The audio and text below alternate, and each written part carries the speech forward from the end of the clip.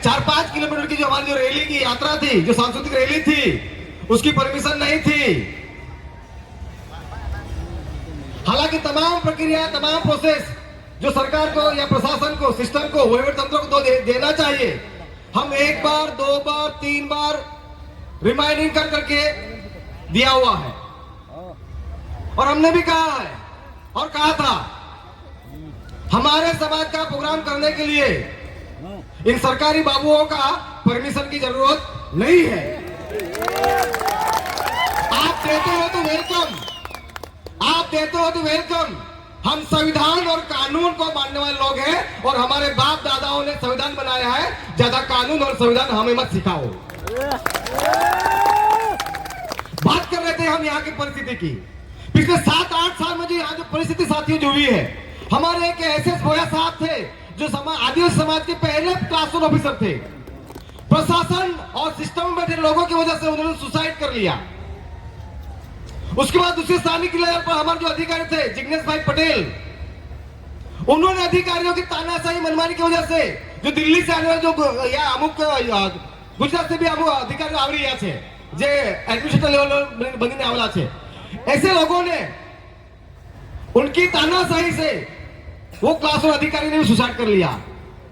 आपको पता होगा दादरा नगर हवेली के एक बड़े आदिवासी नेता, 7 टर्म के सांसद स्वर्गीय मोहन डेलकर, इन्हीं सरकार के सिस्टम में बैठे लोगों की वजह से यहाँ के तानाशाही जो अधिकारी जो दिल्ली से 8-10 अधिकारी आईएएस आईपीएस लोगों जो अधिकारी आते थे, उनकी तानाशाही की वजह से दादरा नगर हवेली छोड़कर उन्होंने मुंबई में जाकर सुसाइड कर लिया। उसके बाद प्रशासन और पुलिस के सामने ही एक हमारी जमीन, हमारे परिवार आदिवासी समाज के परिवार की जमीन कब्जा लेने गए, अधिग्रहण करने गए दादागिरी से, और उनके सामने ही, पुलिस के सामने, रेवेन्यू अधिकारी के सामने ही उन्होंने अपने आप पर डीजल पेट्रोल डालकर सुसाइड कर लिया। जल गए वो और 10 दिन में वो एक्सपायर हो गई। उसके बाद हमारे एक आदिवासी बच्ची जो यहाँ पर एक बस का ये चलता है, ट्रांसपोर्ट चलता है गवर्नमेंट का, उसमें वो कंडक्टर की कर रही थी। उसके बाद चोरी का आरोप लगाया। दूसरे दिन उनके बाप को, माँ बाप पिताजी को लेकर बुलाया गया और उनके पिताजी को जाहिर में बोला गया तुम्हारी बेटी चोर है। ये बात कहने की वजह से उनकी बेटी को बहुत सदमा लगा और घर पे जाकर बेटी ने सुसाइड कर लिया। हमारी दूसरी आदिवासी बच्ची अभी 7-8 महीने पहले ही स्कूल में साइंस में पढ़ने वाली बच्ची, टॉप लेवल पे आने वाली बच्ची, जो 70-80% आने वाली बच्ची, एक शिक्षक ने, उच्च जाति की जो भी शिक्षक ने, उन्होंने उनको अपमान किया, उनके स्कूल के बच्चों के सामने टेबल के ऊपर खड़ा कर दिया, 2 घंटे तक खड़ा कर रखा और वो बच्ची घर पे जाकर उन्होंने सुसाइड कर लिया। मैं ये इसलिए बता रहा हूं, यहाँ की प्रशासन की तानाशाही मनमानी इतनी बढ़ गई है, ये लोग कोई कानून, कोई संविधान को यहाँ ये लोग नहीं मानते हैं। उन मामलों में अभी तक किसी मामले में एक केस को छोड़कर कोई एफआईआर नहीं, कोई इंक्वायरी नहीं। अच्छा, जब हमारे लोगों के ऊपर केस करने की बात आती है तो खुद पुलिस फरियादी बनती है। हमारे लोग किसी केस में फंसा है तो पुलिस वाले फरियादी बन जाते हैं, कोई ऑफिसर फरियादी बन जाते हैं, लेकिन जब हमारे लोगों को न्याय देने की बात आती है तो कोई अधिकारी जीत नहीं आते। तो ये यहाँ की वास्तविक, यहाँ की परिस्थिति है। ये सम्मेलन हमारे वरिष्ठ साथी कह रहे थे कि दूसरे राज्यों में, 6 राज्यों में जाना चाहिए, तो हमारे आदरणीय जो 30वें महासम्मेलन के जो अध्यक्ष खैर साहब थे, उनको हमने कहा था, हमने निवेदन किया था कि हमारे दादरा नगर हवेली के आदिवासियों की समस्या परिस्थिति बहुत गंभीर है। पूरे देश में एक ऐसा प्रदेश था, दादरा नगर हवेली केंद्र शासित प्रदेश, जो कि बाहुल्य आदिवासी विस्तार के नाम से जाना जाने वाला प्रदेश था।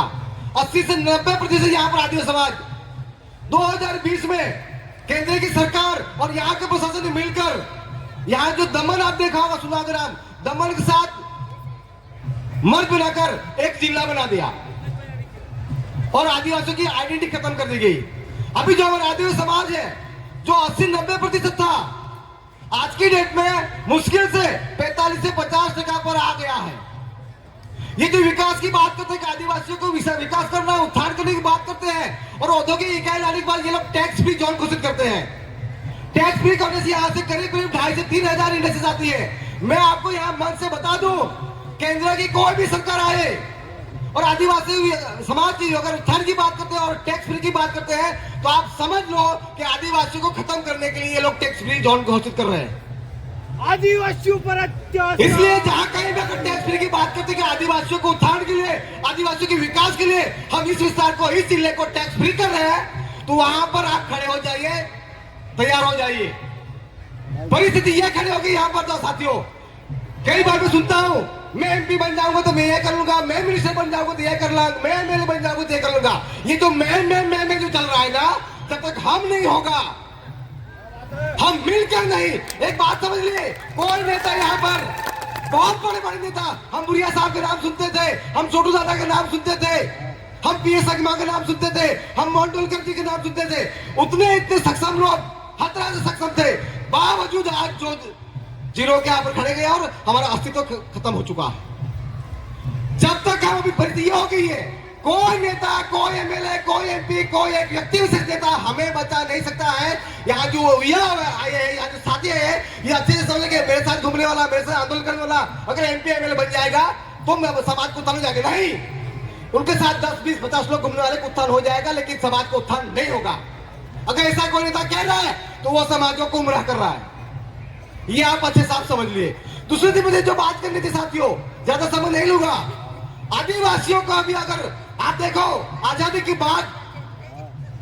बाद सबसे बड़ा आंदोलन हुआ किसान आंदोलन। 700 किसान शहीद हो गए और सरकार के पेट के पानी नहीं हिलता है।